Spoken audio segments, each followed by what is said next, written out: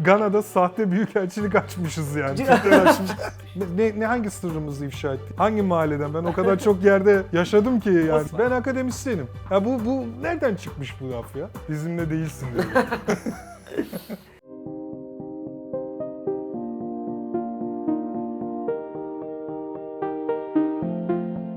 Merhabalar, Ali Burak Darıcılı hocamız yanımızda. Hocam biliyorsunuz YouTube'da milyona yaklaşan, diğer platformlarda da milyonu çok geçen bir içerik oluşturmuştuk sizinle. Benden istihbaratçı olur mu diye sormuştum size. Ben de olur demiştim. Olur demiştiniz, sağ olun. Ekstra da bilgiler vermiştiniz. Oldun mu? Olmadım henüz ama tabii açıklamıyorumdur, belki olmuş. Bu gidişle olacaksın. Öyle duruyor hocam. Hocam şimdi içeriye çok fazla yorum da geldi bu arada. 1543 yorum gelmiş. Ben Hakikaten. birlikte sizden rica ettim. Yorumları okuyup bir değerlendirelim istiyorum. Ve spontane hepsini, bakın sıralama ölçütü seçme durumu var burada hocam. En iyi evet. yorumlar mı? Önce en yeniler mi? En son yapılanlar mı? En iyilerden başlayalım. Sen bilirsin. İlkini okuyorum. Ben bir yorum yapmıştım bu arada. Gerçekten merak ettiklerimi sordum. Röportaj sonrası birkaç soru için keşke demiştim. Onlar da bir dahaki işe demişti. Bir dahaki işini buluştuk. Demek ki haklı çıkmışım değil mi? Evet, aynen. Hocam nitelikli sorular, nitelikli cevaplar, çok doyurucu bir röportaj olmuş demiş Aykut Yıldırım, sağ olsun. Sağ olsun.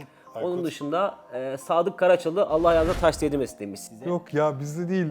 Yani şu anda aktif görevde olan arkadaşlara taş değdirmesin. Bizim böyle bir durumumuz yok yani. Ama bizime değmesin hocam şimdi. Değmesin, bir normal hayat içerisindeyiz. Emre S. demiş ki hocamızın bahsettiği Tinker, Tailor, Soldier, Spy filmini kesinlikle tavsiye ediyorum. Sıfır aksiyonda buram buram gerçek istihbaratçılık nasıl Evet, görmek ama bunu isteyenlere. sevmiyorlar. Bu sıkıcı bulanlar da oluyor. Şu an bir başka tavsiyeniz var mı? Ben bunu yine buradan devam edelim diyorum. Hocam şu yorum ne diyor pratik zeka konusunda? Ha, Türklerle- Okuyun isterseniz hocam. Pratik zeka konusunda kimse Türklerle yarışamaz. Kesinlikle doğru bir söz. Ama ve lakin biz Türkler bu pratik zekayı çoğu zaman kötüye kullanmayı tercih ediyoruz. Halil İbrahim çok doğru söylüyor. Zekayı Bir şey söyleyeyim. Gana'da sahte büyükelçilik açmışız yani. Türkler açmış. Bunu da 5-6 yıl işletmişler yani. güzel Yani böyle bir şey olamaz. zekayı iyi kullanmak şart, evet. İşte kötü kullanırsan da böyle. Muhteşem röportaj demiş Nayda Mansuri. Devamı olsun lütfen demiş. Devamını da çektik az önce. Yakında izlersiniz diyelim. Hatta belki izlemiş olursunuz da diyebiliriz. Bilmiyoruz. Bakacağız. Harika sohbet. Umarım devamı gelir. Kesinlikle gelmeli diyenler var. Süper içerik demişler. Bakıyorum, devam ediyorum. Olumsuzları da şey yapıyor. Olumsuz arıyorum hocam, vallahi görüyorsunuz. Genelde de olumsuz yok da kendimizi ön plana çıkarıyoruz Demiş ki- ama böyle. Apostle Katolik demiş ki size bir sır vereyim. Hocamızın anlattıklarının hepsi prosedür, yetenek önemli demiş. Doğru mu? Ya prosedürden kastı ne yani? Yetenek önemli elbette ama Apostle bize ulaş. neticede aldığın eğitim önemli, ekip çalışması önemli, kurumsal bir kültür önemli. Sadece yetenek değil, futbol değil ki bu. Doğru. Yani. Peki sosyal medyada göremediğimizlikle hep öven şey okumak istemiyorum. Sağ Bir tane olasın. diyor ki yakalandıktan sonra ne dövüş ne kaleye ne silah demiş. Önemli olan istihbaratçının o duruma düşmemesi. Çok doğru, aynen. Bizim yorumumuzu onaylam. Aynı kanaattayız. Doğru. Hep övmüşler hocam. Niye öyle olmuş? Vallahi bilmiyorum neden övmüşler. Hepsi benim akrabammış değil mi? Ha hocam, Görkem Ali Turhan Bursa Teknik Üniversitesi öğrencisi olarak bizim öğrenci, bu evet. videoda hocamızla karşılaşmak çok garip oldu demiş. Sizin öğrencilerinizden biriymiş. Yanıma gelsin kampüste gördüğü zaman beni. Kampüste Görkem lütfen hocamızı Evet, bul. gelmiyorsun, hiç tanışmadık. Gel, bir çay ısmarlayayım sana. Hocam 10 adım yanındaki üniversitede öğretim üyesiymişsiniz. Bu da demektir ki ajanlar her yerde demiş. Siz bir ajan mısınız? Yok hocam? abi, bizim ajanlığımız, biz akademisyeniz yani. Takla isimli bir arkadaş. 10 adım. Hocamız akademisyen. Siz de gelebilirsiniz, size de bir çay ısmarlayalım. Evet, 10 adım dikkat edin. Bu arada hocam içeri girerken bugün çekim yaptığımız alanda bir köpeğimiz var, böyle biraz hareketli bir O da arkadaş. beni sevdi değil mi? Hocam sürekli üstünüze geldi şu bu, hiç gram oynamamanız elinizden beni çok etkiledi ya. Hakikaten istihbaratçı sağlam bir iradesi şeyde oluyor. Ben biraz böyle panik oldum ki, korkmam normalde biliyorsunuz ama çok anlamsız hareketler yapıyordu. Hocamızı orada da bir daha takdir ettim. Ya hayvanlarla Söyleyeyim. aramız iyidir yani. Lütfen daha çok istihbarat içeriği gelsin demiş. Evet, şu an onun için hocamın en net kaynak yanımda şu an, merak etmeyin. Soğukkanlı olmak önemli. Onu Evet, söyleyeyim kesinlikle yani. öyle hocam. Hocam kötü bir yorum arıyorum. Bulacağım da inanıyorum. Azerbaycan'dan sevgiler demiş Hasan Hüseyin Soy. Aleyküm Teşekkür selam. edelim ona da. Ya böyle istihbaratçı mı olur? Adam deşifre falan diye ben öyle bir şeyler de okumuştum. Varsa bakalım. Bir istihbaratçı sırlarını ve kimliğini deşifre etmez. Dilara Deniz Şahin yazmış. Ne hangi sırrımızı ifşa etmişiz Dilara? Vatanseverlik ilkesi ihlal edildi bu durumda demiş. Ne hangi sırrımızı ifşa ettik? Bence de hiçbir sırrımız ifşa etmedi. Bence de gayet Gayet olumlu açık şeyler. kaynaklar üstünden konuştuk sadece. Aynen öyle. Sır ifşası olsak zaten ilgili kurumlar gereğini yaparlar. Burada sır ifşası yok. Gayet netiz. Hocam bir yakın bir komşunuz var. Can Dede demiş ki mahallemizin gururu Ali Burak kardeş demiş size. Tanıyor musun? Dedi. Hangi mahalleden? Ben o kadar çok yerde yaşadım ki. O sizi bulsun. Hocamıza ulaşın lütfen. Başka bakıyorum. Hocam demiş ki Tanju Tunç, doğru değil mi? Dünyada en önemli şey bilgi. Bilgi varsa her şey ülkeyi doğru. kurtarır, Çok bilgi ülkeyi doğru. kurtarır demiş. Bilgi çok önemli. Hem bilgiye sahip olmak hem elinizdeki gizli bilgiyi korumak. İki boyutu var. Yani son sorum dediğim şöyle, benim için çok can alıcı bir soru. Evet. İstihbaratçının eskisi emeklisi olmaz demiş, doğru mu? Olur ha, benim işte. Ben akademisyenim. Ya bu nereden çıkmış bu laf ya? Ezber değil mi bazen? Böyle yani böyle iki kişinin bildiği sır değildir. Yok ya. Nasıl bir şey bu ya? Kurtlar Vadisi repliklerine gerek yok arkadaşlar. Ya çünkü gerçek değil onlar. Yine de sonunu düşünen kahraman olamaz hocam. Orası muhakkak. Hocam Mahmut Akış demiş ki o kadar tatmin edici sorular değilmiş, klasik sorular. Evet, ben de birçok sorumu daha iyi olabileceğini düşünüyorum. Nasıl mesela, yani ne acaba? Şimdi Orası. yeni içerikte belki daha farklı sorular sormuşuzdur. Belki öyle toparlamıştır. Teşekkür ederim. Ben de bu analize katılıyorum. Daha iyisi olabilirdi. Her zaman Her daha zaman iyisi daha olabilir. iyisi olabilir. Kesinlikle öyle. Her zaman daha iyisi var. Kerkük'ten bile yazmışlar. Kerkük'ten selamlar. Çok güzel olmuş. Başarılar demiş. Çok güzel.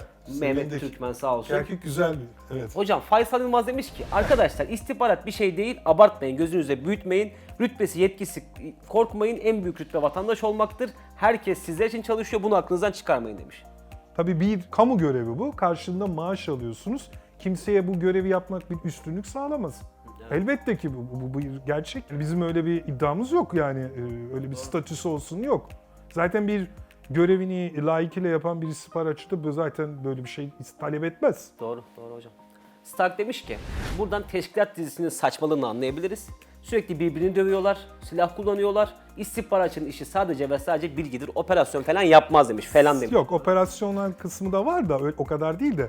%90'ı bilgi Şimdi mi ama? neticede şunu söyleyelim. Dizilerden ve filmlerden gerçeklik aramamak lazım. Sorun bu. O bir dizi ve reyting. Elbette ki reyting içinde aksiyon olması lazım. Hareket olması lazım. Yani orada emek harcıyor insanlar. Yani gömmeyelim. Onun bir dizi olduğunu ve film olduğunu unutmayın. Gerçekte bağ çok. Yani bunu Olamıyor. illa gerçekle etkileşim halinde olmasına gayret etmek, böyle düşünmek sorunlu. O bir dizi, ticari bir ürün. Bu da gerçeklik. Bu mantık sorunlu. Hocam Medine şehri Almadinat Al-Munavvara yazmış ki ne kadar beyefendi biri maşallah. Sağ olun. Bu da istihbaratın dışında bir şey. Yok, Çok öyle heyecanlı. mi? Tabii ki hocam. Şeyimdir Müthiş ya. bir abisiniz, hocasınız, hiçbir sorunumuz yok. Bilmiyorum, 20'li yaşlarda görsün. Abdullah Aktaş demiş ki istihbarat filmini en iyi anlatan dizi Kurtlar Vadisi Pusu efsane demiş. Katılmıyorum. Sizce nasıl? Bizimle değilsin diyorum. Abi çok güzel bir yorum var. GZT'ye gelmiş. Kalpliyorum hemen. Demiş ki milyar dolarlık kanallar sizi izlesin de habercilik öğrensinler. Estağfurullah ama mutlu olduk. Yalan değil. Bunu ekipçe kutlayacağız. Teşekkür ederiz. Hocam bir soru da benden demiş. İstihbaratçılar satranç oynar mı? Temel eğitimde satranç önemi nedir? Strateji ve taktik bilgileri nedir?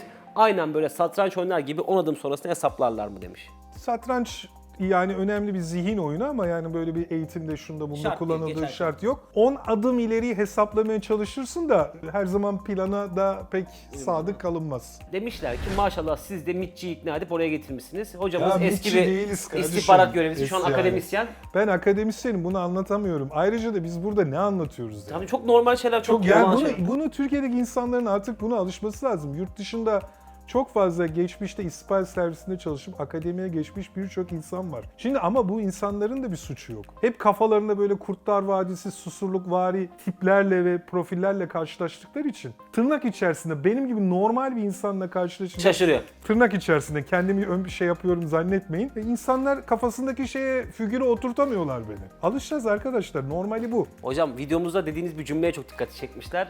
Türkler atomu parçalar sıkışınca Parçalar. demiştiniz. Ona da çok iyi olmuş Pratik diyorlar. parçalar. Hocam yavaş yavaş bitiriyorum yorumları. Lafa gelince pratik zekayız. Mesela bir aşı diyelim hala üretilmedi. Bu Üretildi. arada işte 6 ay önce yapılmış yorum üretildi şu an. Üretildi. Türkovak Ama aşısı birileri bulunuyor. solüsyon dedi de.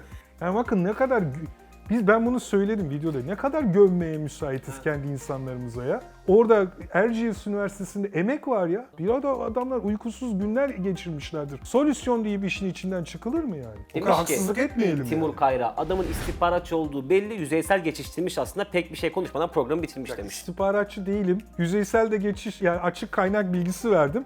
Yüzeysel geçiştirsem geçiştirmek bir kere sana değer vermediğim anlamına gelir. Hocam beni Hiç gömen öyle biri bir var. şey yok. Ne demiş? Ajan abi iyiymiş de sana ajan abi demiş. Evet. Ajan değil. Röportaj yapan arkadaş biraz fazla heyecanlı. Sen. benden bahsediyor. Yıllardır. Edcik profesyonel tavırları olsa güzel olur. Elinize sağlık.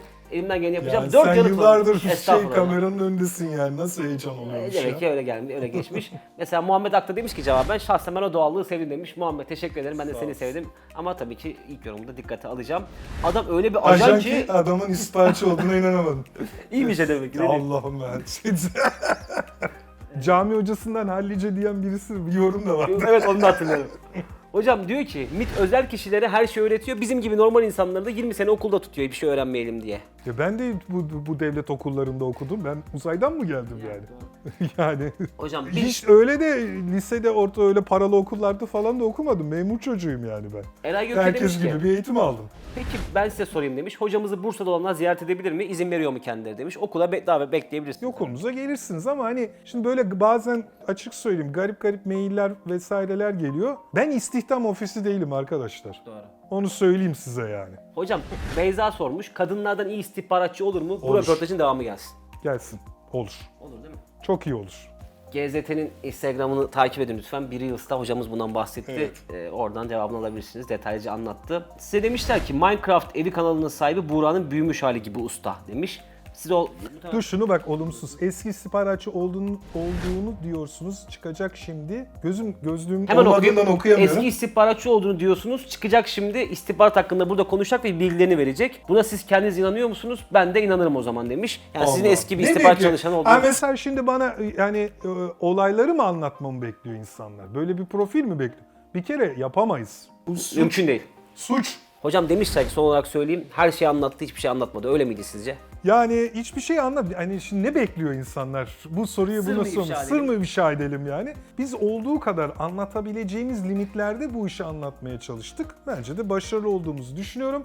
Değil mi? Hocam. Olumlu yorumlar çoğu ve de izlenme oranından da açığa çıkıyor bu. Hocam benim açık ara en keyif aldığım. Hocam demişler ki son olarak söyleyeyim. Her şeyi anlattı, hiçbir şey anlatmadı. Öyle miydi sizce? Rıcıl hocamızla birlikte okuduk, seslendirdik. Görüşmek üzere. Sağ olun, görüşürüz.